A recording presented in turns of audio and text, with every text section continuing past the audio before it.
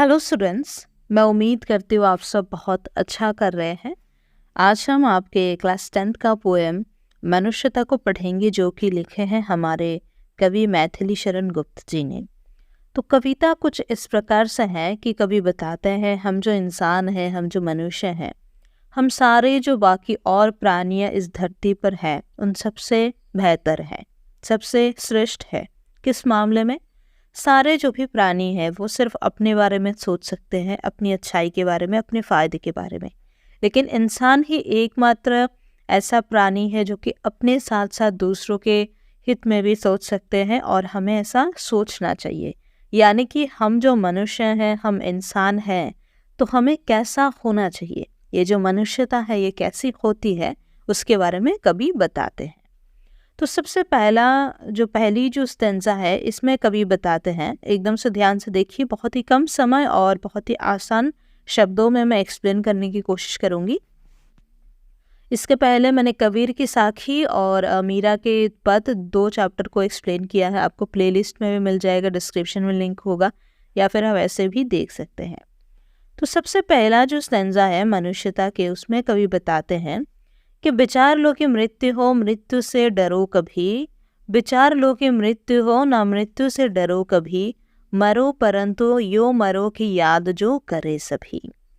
हुई ना यो सुमृत्यु तो वृथा मरे वृथा जिए। मर ही नहीं वही की जो जिया ना आपके लिए। वही पशु प्रवृत्ति है कि आप ही चढ़े। वही मनुष्य है कि जो मनुष्य के लिए मरे मरे नहीं मरे।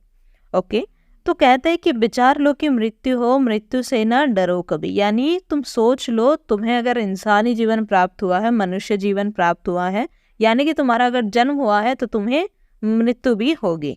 तुम्हें जन्म प्राप्त हुआ है तो तुम्हें मृत्यु भी प्राप्त होगी। इसलिए मृत्यु से कभी डरना नहीं। और जब हमें मरना ही है, हमें पता ही है हमें मरना ही है, मृत्यु हमें प्राप्त होगी, तो ऐसे मृत्यु हमें प्राप्त होनी चाहिए जिसके लिए हमें हर कोई इंसान याद करे। हुई ना यो सुमृत्यु तो वृथा मरे वृथा जिए। अगर हमारी सुमृत्यु नहीं हुई, यानी कि अगर हमारी अच्छे से मौत ही नहीं हुई है, भाई अच्छे से सुमृत्यु का मतलब होता है काम ऐसा करो कि तुम्हारे मरने पर औरों को दुख होए और तुम्हारे मरने के बाद भी लोग तुम्हें याद करें, तो ये होता है सुमृत्यु। मतलब अगर आपने अच्छे काम किए तो आपकी जो मृत्यु प्राप्त होती है वो सुमृत्यु कहा जाती है। तो वृथा मरे वृथा जी, यानी अगर आपको ऐसे मृत्यु प्राप्त होती नहीं है तो आपका जो जीना है वो भी व्यर्थ है, और मरना तो व्यर्थ है ही। मरा नहीं वही जो जिया ना आपके लिए। जो दूसरों के लिए नहीं जिया है उसका कुछ वजूद रहता नहीं है, वो सिर्फ अपने आप जीता है और वक्त आने पर अपने आप ही उसकी मौत हो जाती है, उसका कुछ एग्जिस्टेंस, कुछ वजूद नहीं रहता है। वही पशु प्रवृत्ति है कि आप ही चढ़े। वही मनुष्य है जो मनुष्य के लिए मरे। और ये पशुओं की प्रवृत्ति होती, प्रवृत्ति यानी कैरेक्टरिस्टिक होती है कि वो सिर्फ अपने लिए ही सोचे, अपने आप ही चढ़े।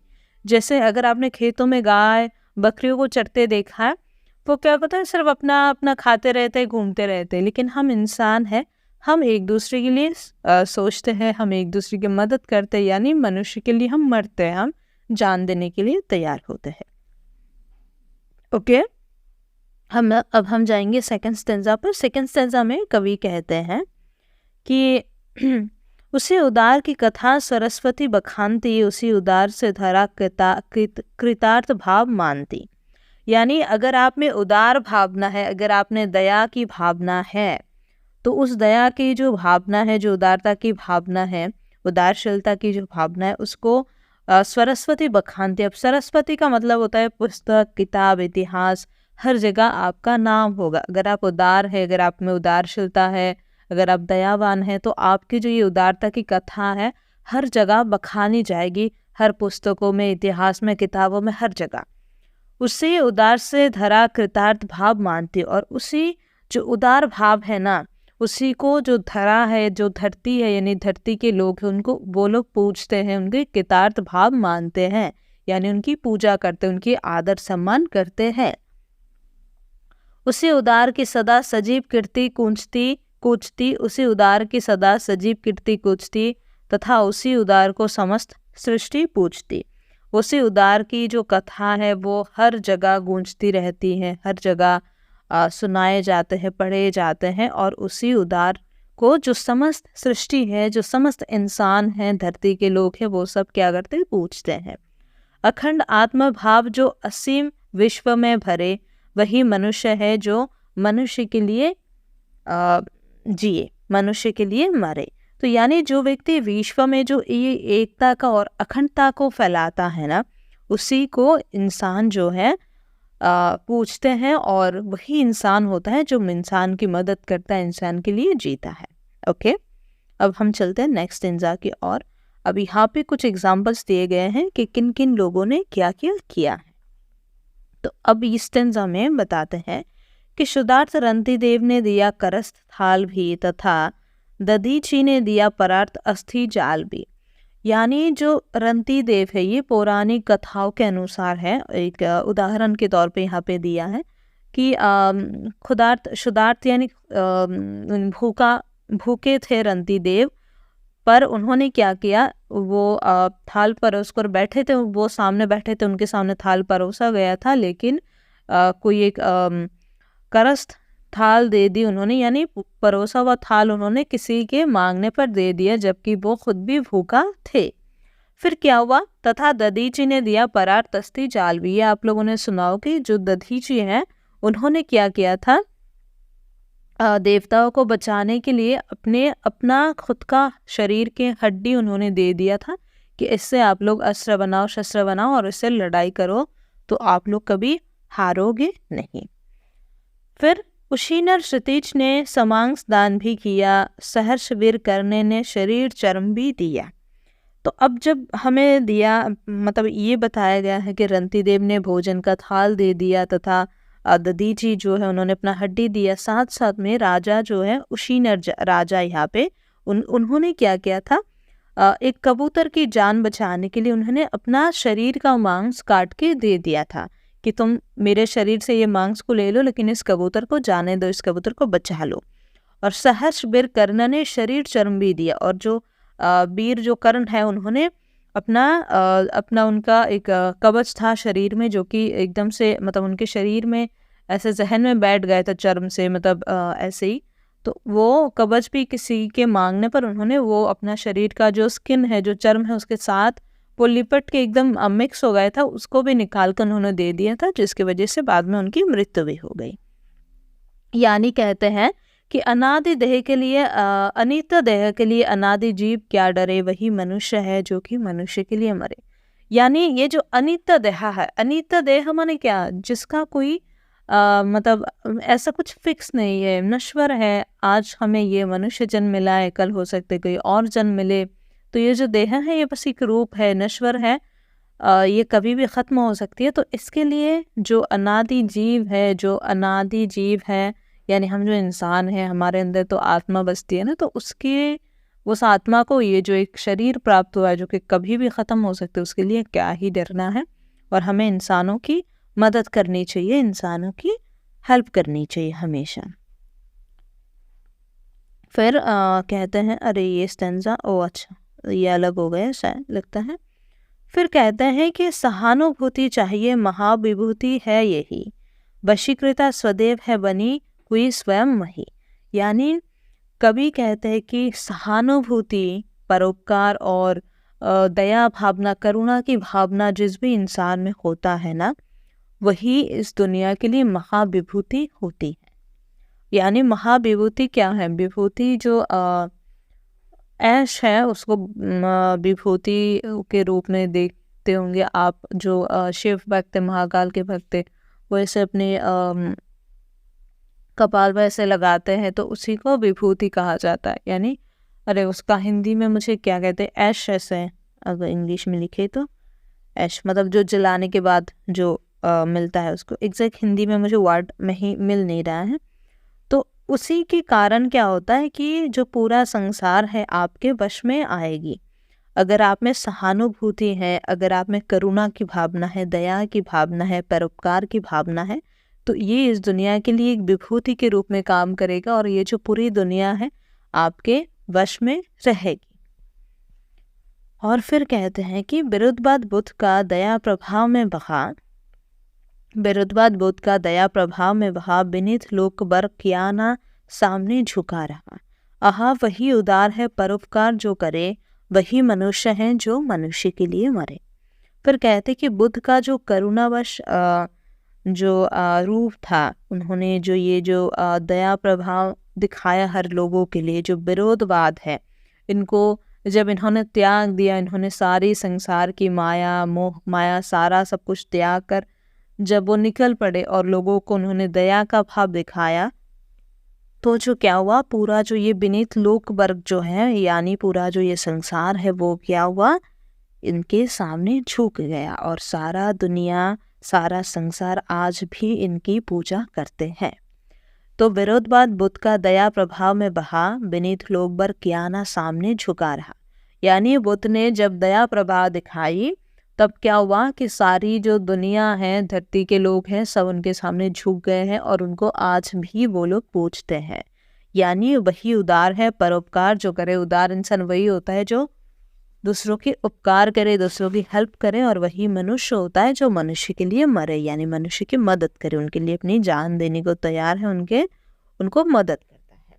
तो वही बात है अब यहाँ पे ये जो कहा है ना कि सहानुभूति चाहिए, महाविभूति है यही, वशीकृता सदैव है बनी हुई स्वयं मही। और इसी लाइन को एक्सप्लेन करते हुए उदाहरण देते हुए कहा है कि विरोधवाद बुद्ध का दया प्रभाव में वहा, विनीत लोक वर्ग क्या ना सामने झुका रहा। वही उदार है परोपकार जो करे, वही मनुष्य है जो मनुष्य के लिए मरे। ओके, फिर कहते हैं कि रहो ना भूल के कभी मदांग तुच्छ वित्त में, सनाथ जान आपको करो ना गर्व चित्त में।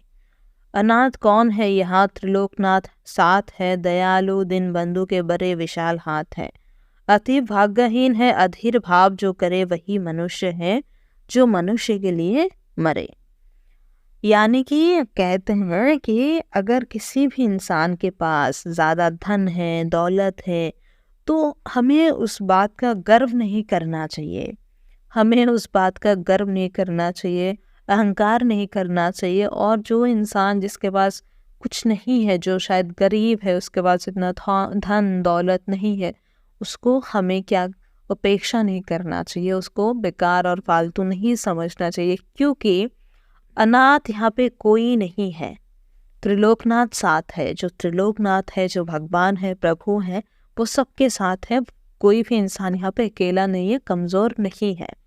दयालु दीनबंधु के बड़े विशाल हाथ है, और जो त्रिलोकनाथ है, जो भगवान है, वो दयालु है, उनका हाथ हर एक इंसान के ऊपर, इंसान के सर के ऊपर उनका विशाल हाथ है। अति भाग्यहीन है अधीर भाव जो करे, और जो इंसान प्रभु के इस दया भाव को, इस आशीर्वादी रूपी हाथ को नहीं महसूस कर पाता है, नहीं समझ पाता है, या फिर उसको उपेक्षा करता है, वो इस दुनिया में सबसे ज़्यादा भाग्यहीन होता है। ओके, वही मनुष्य है जो मनुष्य के लिए मरे। आपको पता है इसी लाइन का मतलब? फिर हम देखेंगे, लिखा है कि अनंत अंतरिक्ष में अनंत देव है खरे।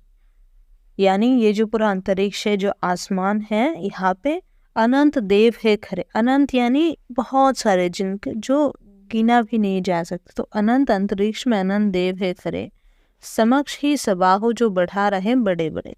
और सारे जो है सब हो, यानी अपना जो हाथ है वो बढ़ा रहे हैं हमारी ओर। परस्परा लंब से उठो तथा बढ़ो सभी, अभी अमर्त अंक में आपंक हो चढ़ो सभी। यानी हमें जो है आसमान में, अंतरिक्ष में बहुत सारे देवी देवता, अनंत देवी देवता है जो खड़े हैं, जो हमारी ओर अपनी बाहों बढ़ा रहे हैं। इसलिए हमें जो परस्पर में, यानी आपस में जो एक दया भाव है, सहयोग भाव है, एक दूसरे की मदद करने की जो भाव है, उसको बढ़ाना है, उसको बढ़ाना है और आगे बढ़ते जाना है। इसी से हमें जो है अपनी ज़िंदगी में जो ऊंचाइयां हैं, जो अच्छी चीज़ है, वो प्राप्त होगी। और अगर हम ऐसा करेंगे, लोगों की मदद करेंगे, तो जो प्रभु है वो स्वयं हमें अपने गोद में बिठाएंगे। यानी कि प्रभु हमारे ऊपर कृपा करेंगे। वो उनका हमें गोद में बिठाना क्या होता है, वो हमें प्रेम करेंगे, हमसे प्रेम करेंगे, हमारे ऊपर अपनी कृपा दृष्टि बरसाएंगे। ओके, रहो ना यूं कि एक से ना काम और का सरे, वही मनुष्य है जो मनुष्य के लिए मरे। और कभी भी आप ऐसा इंसान ना बनना जिसके लिए दूसरों का काम बिगड़ जाता है। और इंसान वही है जो इंसान के लिए जीता है। ये शायद लास्ट स्टैंजा है, नहीं लास्ट सेकंड लास्ट स्टैंजा होगा, हाँ। तो इसमें देखते हैं, इसमें कहते हैं कि मनुष्य मात्र बंधु है, यही बड़ा विवेक है। तो मनुष्य मात्र बंधु है, यानी इंसान मात्र ही दोस्त है हमारा, वो हमारा दुश्मन नहीं है, ये हमें समझना है। यही बड़ा विवेक है। विवेक यानी यही सबसे बड़ा भाव, इमोशन जो है हमें होना चाहिए, मतलब यही एक नज़रिया हमारा दूसरे इंसान के प्रति होना चाहिए। पुराण पुरुष स्वयंभू प्रीता प्रसिद्ध एक है, क्योंकि पुराण में है और जो भगवान है वो सब हमारे पिता हैं, वो सब वही एक इंसान है जो हम सबके पिता हैं। और अगर हमारे जो पिता एक है, तो हम सब जो इंसान है आपस में जुड़े हुए हैं, आपस में भाई है। यानी कि भाईचारा हमें होनी चाहिए, हमें दुश्मनी नहीं होनी चाहिए, दोस्ती होनी चाहिए, प्रेम भाव होना चाहिए, भाईचारा होना चाहिए। फलानुसार कर्म के अवश्य वाह भेद है, परंतु अंतरेक में प्रमाणभूत वेद है।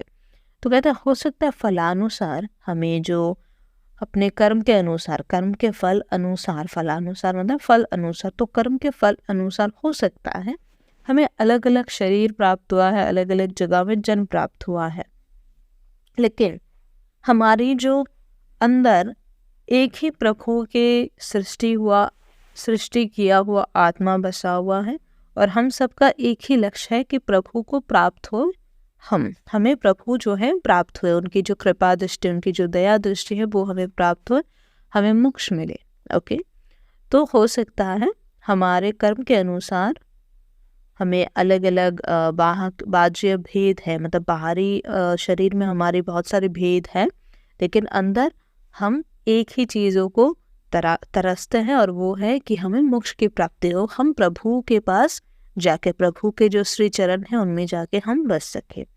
अनर्थ है कि बंधु ही ना बंधु की व्यथा हरे। और ये तो अनर्थ होगा ना कि एक बंधु जो है दूसरे बंधु की व्यथा को हरता नहीं है, ख़त्म नहीं करता है ना। एक इंसान दूसरे इंसान की मदद नहीं करता है, क्योंकि अगर हमारे पिता एक हैं तो हम सब क्या हुए, भाई बहन, भाई हुए। तो अगर एक ही भाई दूसरे भाई की व्यथा ना हरता है, ये तो क्या होगा, ये तो बहुत बड़ा अनर्थ होगा। ओके, और वही मनुष्य है जो मनुष्य के लिए मरे। ओके, अब चलते हैं लास्ट स्टेंजा की। और लास्ट स्टेंजा में कवि कहते हैं कि चलो अभीष्ट मार्ग में सहर्ष खेलते हुए, विपत्ति विप्त में जो परे उन्हें ढकेलते हुए, घटे ना हेल मेल हाँ बरे ना भिन्नता कभी, अतर्क एक पंथ के सतर्क पंथ हो सभी। तभी समर्थ भाव है कि तारता हुआ तरे, तभी समर्थ भाव है कि तारता हुआ तरे, वही मनुष्य है जो मनुष्य के लिए मरे। तो ये जो एकदम से लास्ट स्टेंजा है, इसमें कवि कहते हैं कि अपने जो हमें जो मार्ग भी हमें चाहिए, जिस भी मार्ग में हम जाना चाहते हैं, जो कि हमारी अभिष्ट मार्ग है, यानी हमारी चाहिए मार्ग है, लक्ष्य है, उसके प्रति हमें खुशी खुशी चलनी चाहिए। सहर्ष मतलब प्रसन्न पूर्वक खुशी खुशी चलना चाहिए। विपत्ति विघ्न जो भी आए, जो भी रास्ते में आए, उनको ढकेलते हुए हमें आगे बढ़ना चाहिए, उनसे लड़ते हुए, उनको ढकेलते हुए हमें आगे बढ़ना चाहिए। घटे ना हेल मेल हाँ बढ़े ना भिन्नता कभी। और हमें जो है इंसान में जो हेल मेल है, यानी भेदभाव है, जो भिन्नता है, ये सब कभी भी बढ़ना नहीं चाहिए। अतर्क एक पंथ के सतर्क पंथ हो सभी, क्योंकि हमारा जो रास्ता है वो एक ही है, हमें अल्टीमेटली एक ही जगह पहुंचना है। तो इसीलिए हमें भेदभाव, भिन्नता का जो चीज़ है वो बढ़ना नहीं चाहिए, और एक दूसरे की हम मदद करते हुए आगे बढ़े। तभी समर्थ भाव है कि तारता हुआ तरे, यानी कि जब हम एक दूसरे की दुख को आगे बढ़ते हुए ख़त्म करने की कोशिश करेंगे तभी क्या होगा कि ये जो दुनिया है, ये जो समाज है, इसकी क्या होगी, उन्नति होगी और हमारा भी जीवन धारा जो है वो उन्नति होगा और हम अपनी लक्ष्य जो है हमारा, उस लक्ष्य की ओर हम आगे बढ़ पाएंगे, उस लक्ष्य की ओर हम और भी अच्छे से पहुंच पाएंगे। ओके, तो ये था आपका पोएम। एकदम से 20 मिनट ही लग गया है। So that is it. Thank you so much. आप चाहें तो हमारा जो टेलीग्राम चैनल है जिसका नाम है बिलव्ड कम्युनिटी, उसको ज्वाइन कर सकते हैं। उस पर मैं ज़रूरत की जो भी चीज़ें हैं वो डाल देती हूँ और चैनल को भी सब्सक्राइब करना। That is it. Thank you so much. बाकी 10th क्लास के और भी वीडियोज़ है, आप देख सकते हैं प्लेलिस्ट में, नीचे डिस्क्रिप्शन में लिंक होगा।